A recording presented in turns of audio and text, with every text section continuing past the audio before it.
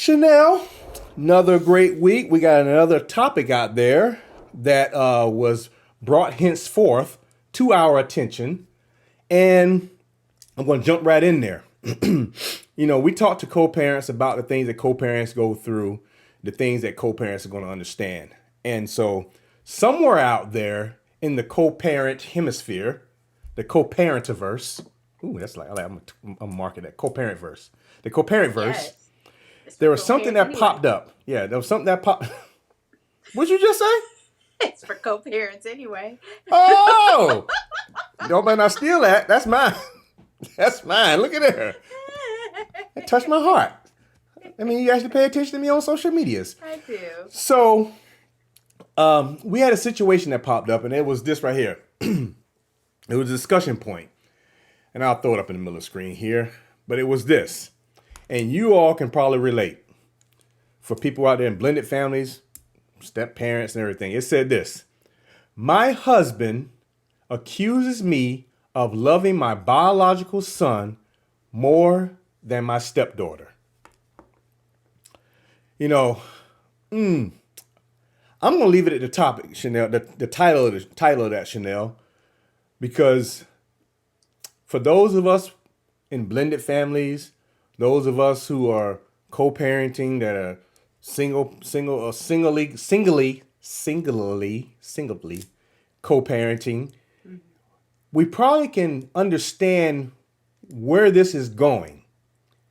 And before I turn it over to Chanel, I want to make sure that I tell you all co-parents out there and anybody else who out there may be watching, if you want to hear some more of these great topics that we have out there, we put out here weekly, please hit the like, subscribe, and notification button. Because Chanel didn't do it. She didn't bring us in correctly. So I'm going to go ahead and pick up the slack and make sure that I, uphold my end of the deal. See, that's another co-parenting thing. If the other co-parent's not doing it, then you make sure you still pick up the slack. We don't want the child wanting for anything. So, Chanel, when we talk about this topic about loving your biological more than your stepchild, what do you say about that? My question is, who's keeping score? Like, oh, look at that. What metric are you using to find out what measure of love? Is your child going hungry when my child is full? Is your child naked when my child is fully clothed? Like, how are you measuring that? Because I'm not going to measure. I know, Yeah, but I'm just saying, because here's the deal. When people have multiple children, Kev, you have multiple kids. There's really no metric on when kids say, "Well, I'm dad's favorite," or "You're dad's favorite," or "I'm mom's favorite," "You're mom's favorite," whatever. Like, how do you measure that? Mm-hmm. You get school clothes just like I get school clothes. Mm-hmm. How you know I'm mom's favorite? How do you know I'm dad's favorite? You know what I'm saying? Yeah. Every child is different, and every child deserves a unique level of love. Mm-hmm. In the grand scheme of things, me receiving love from my father is different than my brother receiving love from my father, because I need certain things from my dad that my brother is not going to need from my dad, and vice versa. So when I saw this topic, Kev, I was just like, how can he measure that? His biological son is receiving love. If she's not withholding anything from that child, how are you measuring her amount of love? What receipts do you have, sir? Yeah. Go ahead, Kev, because I can go on and on. Well, I look at this right here. You brought up a good point there, and you started talking about who's measuring. And I happen to have my measuring stick. Just happen to have that? Just happen to have one here, Who can measure how much somebody's getting more than the other? For those of us who come from households or families or know people who may have a child who gets into trouble all the time, and you have another child who does everything, doesn't get into trouble at all, does what they're supposed to do. The level of love or attention that is given to one child over the other is going to be different. Yeah. You're never going to be able to say, I love everybody equally. Right. Parents have their favorites. Let's be real. Let's be real. Mhm. Mhm. Parents have their favorites. Mhm. And so in the blended family, step parenting, co-parenting avenue, it's a little different. You're walking into an environment where there's already a family that's already been made. Children already have parents from previous relationships, a parent from a previous relationship, and you are now stepping into that situation, or you are bringing somebody into that situation. Mhm. It takes time. Mhm. So unless you walked into a child's life when that child was a baby and they didn't know anything, they didn't know any other parent, then that love is going to be a little different. If you walk into a step parenting situation where one child may be 13, 14 years old, you've got a 13, 14 year, they got a 13, 14 year head start on you. And it's going to be hard to make up that gap. Mhm. You can only fill in the gap, but you can't make up that gap. You see what I'm saying? You can't make Mhm. up that time. Mhm. And so you only have them for a limited amount of time. And I can speak to that because the children, my stepchildren, well, I don't even consider them stepchildren. My children, they were all different ages, going down to 6 years old, all the way up from 10, 11, 12 down to 6. And so you had them all lumped in together. And so I only had like 4 or 5 years left with the oldest one before she graduated from high school. But the thing about it is right here. You try to make sure that you are uh, showing love to everyone. Yes, you have your own biological children, and that's a different type of bond. But you try to build on those bonds, build a relationship with your stepchildren. It's not the same, and I understand where the person who wrote this says this. But as a spouse, when it says her husband accuses her Mhm. of loving her biological child more than the stepchild, one, let's be real, he's wrong Mhm. for doing that. It's already hard enough being a co-parent.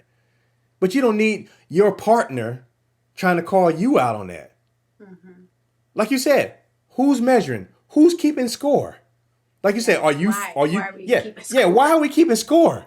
Yeah. We are there to be parents. We're not saying that, well, my child gonna have make sure they have clothes. I'm not worrying about your child.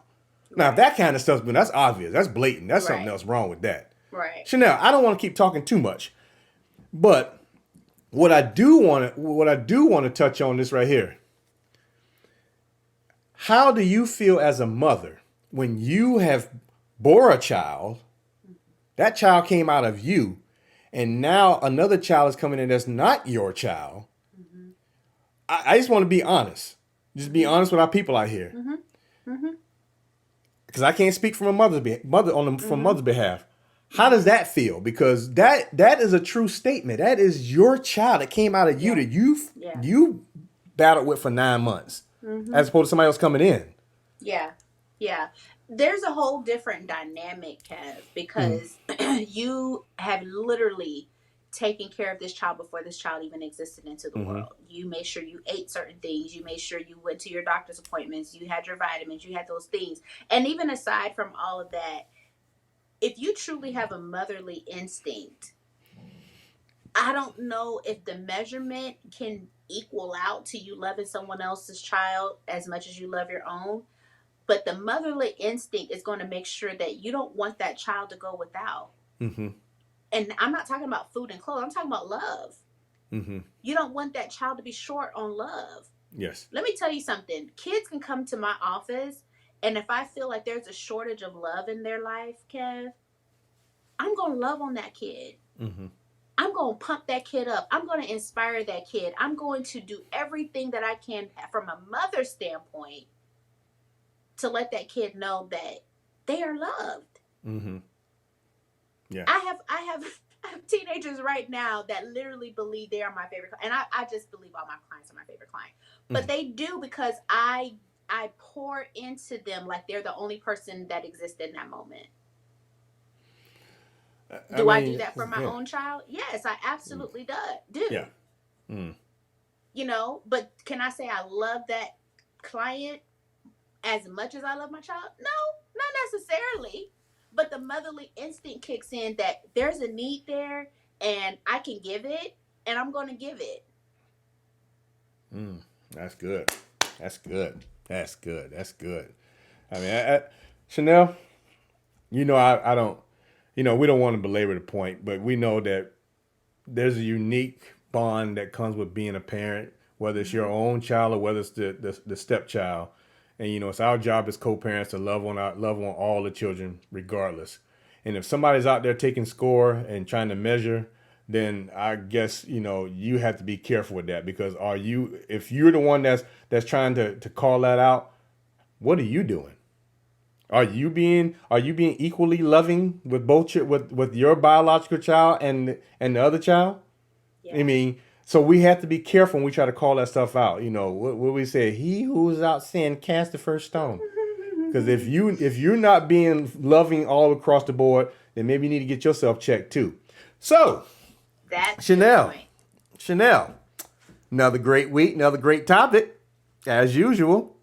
And if you're out there and this is your first time coming watching our show, welcome. Come on back, won't you? And bring a friend. That's all we ask. We're not asking for an offering or anything. Just some comments. Let us know you were here. Give us some feedback. We look forward to it. And Chanel, I'm gonna tell these people to stay safe and be blessed. What do you got for them? I got you. Just put God first.